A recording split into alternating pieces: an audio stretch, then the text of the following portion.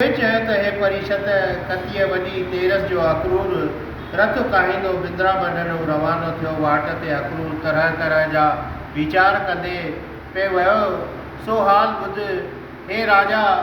अक्रूर दिल में चवण लॻो त सारी उमिरि पापनि में विञाई अथम, को बि पुञ कोन कयो अथम। ख़बर न आहे त बुलबुले जनम जो कहिड़ो पुञ खुलियो आहे, जंहिंजे प्रभाकर अॼु उन प्रभुअ जा चरण प्रसिंदसि, जंहिंजो ध्यानु ऋषि मुनि ब्रह्मा विष्णु महेश पंहिंजे हृदय में करे रहिया आहिनि। जिन चंदन जो छुअण करे पत्थर मां अहिल्या जो उधार थियो, अॼु उन्हनि पवित्र चंदन जे मस्तक धरे मां जन्म जन्म जे पापनि खां मुक्त थी वेंदुसि।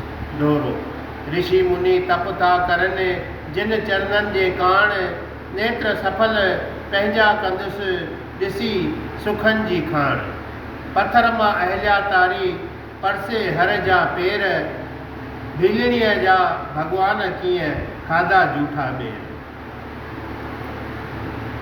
तुंहिंजी कृपा सां उहो मनोहर रूप ॾिसंदुसि, जंहिंजो दर्शन योगियुनि तपीशनि ऐं देवताउनि खे बि दुर्लभ आहे, जंहिंजे दर्शन लाइ ऋषि मुनि हज़ार वरे तप कंदा आहिनि। पर हाय मता भॻवान मूंखे कंस जो दूत ॼाणी प्यार न करे। पर ईअं बि नथो थी सघे। जे ईअं हुजे हा त भॻवान जेकर पाण ते दीनानाथ ऐं भगत वसियल नालो छो रखायां। जॾहिं मां पंहिंजो सिर भॻवान जे चरणनि ते निवाईंदुसि, तॾहिं हू दया जी दृष्टि ज़रूरु कंदो। दोहरो मन छंका थो करी पूरण थींदा काज, शरण पड़े जी शाम ते आहे सदाई लाज। मूंखे पक आहे त भॻवान पंहिंजे हथ सां मूं पापीअ खे उथारींदो। भॻवान जे हथ स्पर्श करण करे मुंहिंजे जन्मनि जन्मनि जा पाप नाश थी वेंदा ऐं 84 जे चक्र खां छुटी पवंदुसि। अहिड़ा वीचार करे अकुर बिरज जी धरतीअ अखे ॾिठी ऐं रथ तां लही पृथ्वीअ खे मथो टेके उहा मिटी नेड़ ते मखे तिलक ॾिनाई। ग्वाल बाल हुनजो एतिरो प्रेम ॾिसी भॻवान जे लीला तां बल्हार वञण लॻा। श्याम सुंदर बि हुन वक़्तु गायूं चारे हुते अची पहुतो। अक्रूर घणी श्रद्धा धारे कृष्ण जे पेरनि ते किरी वार वार बल्हार वञण लॻो। दोहरो नीर वाहे नेननि मां धोता प्रभुअ जा पेर, जनम मरण जे दुख मिटियो दर्शन कहे। अक्रूर जे दिल जी सची भावना ॾिसी परमात्मा उन ते ख़ुशी ज़ाहिर कई आहे। अक्रूर पंहिंजे हस्तीअ हिकदमि मिटाए छॾी।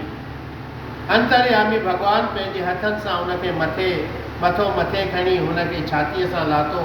तॾहिं अक्रूर चवणु लॻो त हे प्रभु, मां यदुवंशी तव्हांजो दास आहियां, कृपा करे मुंहिंजा अपराध क्षम्या करे।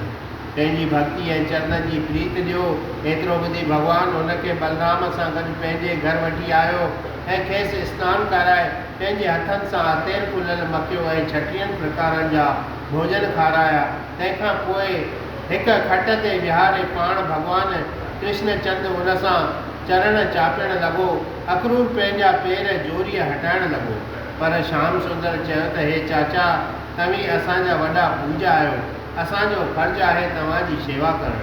पोइ त नंद उपनंद ब्रिखबान ऐं ॿिया ग्वाल अक्रूर खां हाल पुछण लॻा। तॾहिं अक्रूर वरंदी ॾिनी त तव्हांखे सारो हाल रोशन आहे त कंस कपटीअ जंहिं पंहिंजे भेण जा 6 पुट नाश कया, तंहिंखां ॿियो कहिड़ो परोपकार जो कमु थींदो। सभई मनुष्य पशु पखी उते सभु दुखी था गुज़ारनि। बोल श्री कृष्ण भॻवान।